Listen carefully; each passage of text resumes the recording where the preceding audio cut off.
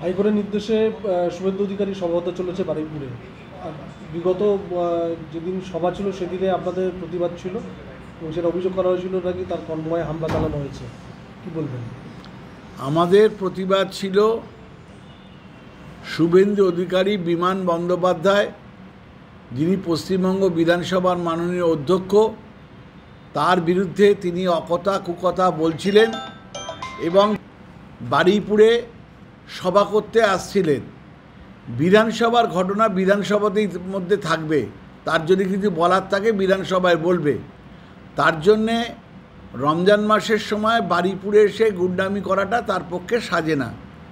সেজন্যেই সেদিনকে বারুইপুরে মানুষ প্রতিবাদ করেছিল, বিক্ষোভ করেছিল।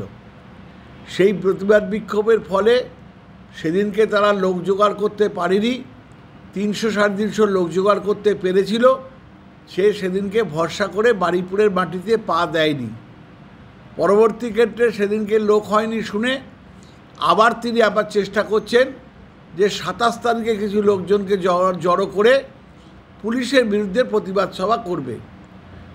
যেহেতু প্রশাসনের বিরুদ্ধে প্রতিবাদ সভা, সেহেতু এর সাথে আমাদের দলের রাজনৈতিক কর্মসূচির কোনো সম্পর্ক নেই। সেজন্যে আগামী 27 তারিখে আমরা শুনছি যে হাইকোর্টের নির্দেশে ওরা নাকি অনুমতি পেয়েছে। যদি অনুমতি পেয়ে থাকে, যে কোনো রাজনৈতিক দলের সভা সমিতি করার অধিকার রয়েছে, তারা সভা সমিতি করবে বারুইপুরে। কিন্তু বারুইপুরে যাতে সাম্প্রদায়িক উস্কানিমূলক কথা বলে বারুইপুরের মানুষের মধ্যে বিভেদ সৃষ্টি যাতে না হয়, সেটা ব্যাপারটা আমি প্রশাসনকে দেখার জন্য অনুরোধ করব। যেহেতু বারুইপুরে আসছে, ফলে সেক্ষেত্রে এখানে কোনো আপনাদের পক্ষ থেকে কোনো কর্মসূচি কি থাকবে, মানে রাস্তা পরিষ্কার করে দেওয়া বা? আমাদের পক্ষ থেকে এরকম ধরনের কর্মসূচি আমাদের নেই, কারণ আমরা আগেই বললাম যে ওরা প্রশাসনের কাছে ওদের দলের বক্তব্য বলার জন্য আসছে। এটা সমস্ত রাজনৈতিক দলের অধিকার রয়েছে প্রশাসনের বিরুদ্ধে কাছে তাদের বক্তব্য তুলে ধরার।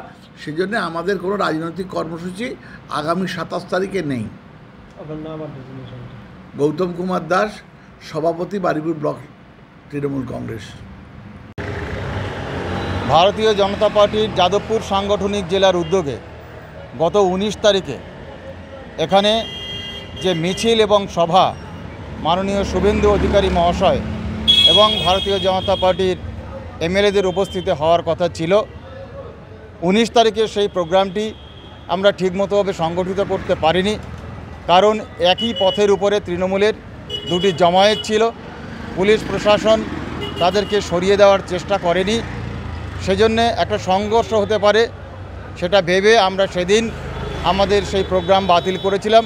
মাননীয় শুভেন্দু অধিকারী মহাশয় সেদিনই বলেছিলেন যিনি ওদিনের মতো প্রোগ্রাম স্থগিত রাখছেন, কিন্তু আগামী 27 তারিখ উনি এই এসপি অফিসের সামনে একটি সভা করবেন। সেই অনুযায়ী আমরা পুলিশের অনুমতি চাই 27 তারিখে এখানে সভা করার জন্যে, কিন্তু পুলিশ আমাদের অনুমতি দেয়নি।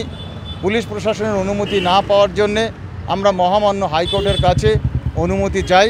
মহামান্য হাইকোর্ট সেই অনুমতি দিয়েছেন।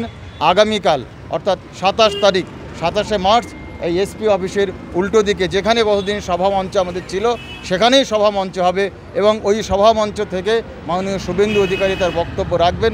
ভারতীয় জনতা পার্টি যাদবপুর সাংগঠনিক জেলার উদ্যোগে আগামীকাল এখানে আমাদের সভা হচ্ছে।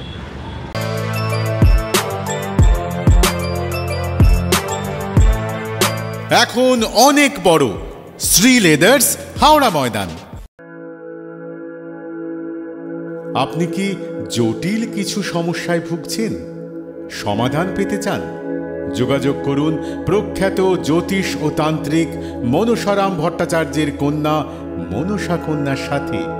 প্রখ্যাত জ্যোতিষ ও তান্ত্রিক মনসা কন্যা হাওড়া জানবাড়ি ও হাতিবাগানের নিজস্ব মন্দিরেও বসেন। যোগাযোগ 9830106967 আর 9239655323।